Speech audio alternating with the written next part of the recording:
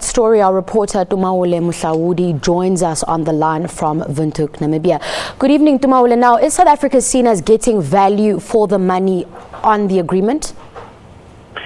Well, it's very, very complicated in terms of the makeup of SACU's trade agreement, but in context of what is happening with the drought, if I can draw your attention to that particular issue, South Africa really and the region have been hard hit by the worst drought that has been seen in the last 20 years, as some climatologists are saying. So this summit comes at a time when all stakeholders in SACU, particularly the smaller economies which rely heavily on South Africa, will be looking to see how they can perhaps get much more value add.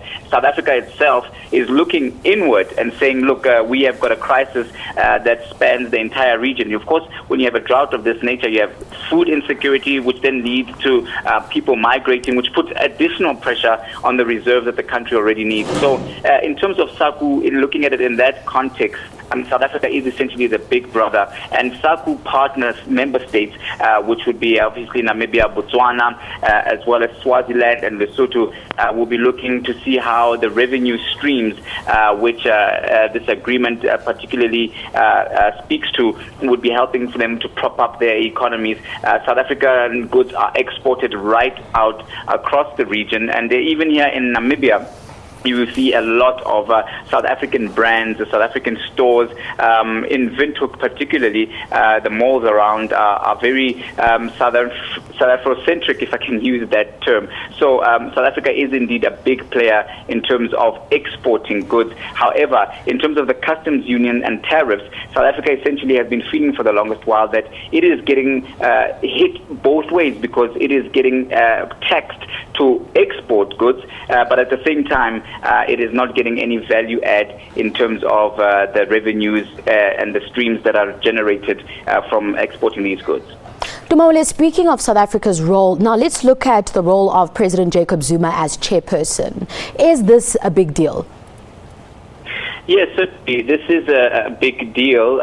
President Jacob Zuma is seen by many here in Windhoek, Namibia, as someone who is keen in restoring, or rather establishing and entrenching a culture of self-sufficiency in terms of these economies, neighboring economies, smaller neighboring economies, standing up and doing it for themselves. You know, South Africa comes from a recent history of violent attacks on foreign nationals.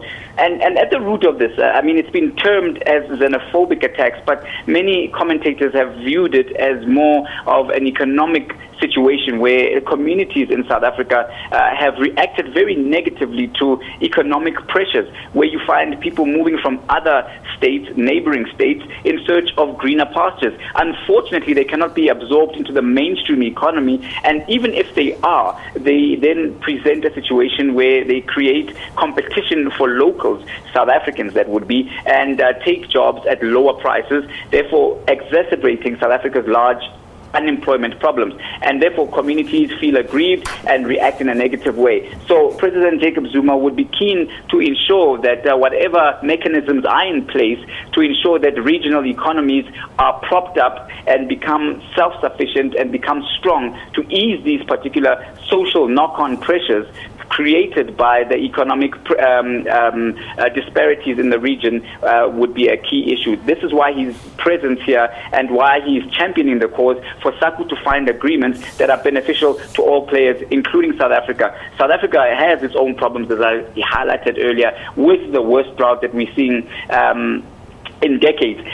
This is an issue that the country now has to focus, which means that exports would then be prioritized to ensure food security in South Africa first, which then would have a knock-on effect for SACU member states. So these are some of the complex issues that have been talked about at the side skirts of the opening of the SACU's new headquarters here in Windhoek, where the ministers set to thresh out what is the way forward to minimize and mitigate the effects of this drought. We'll have to leave it there. Thank you very much for the update, Tumaole.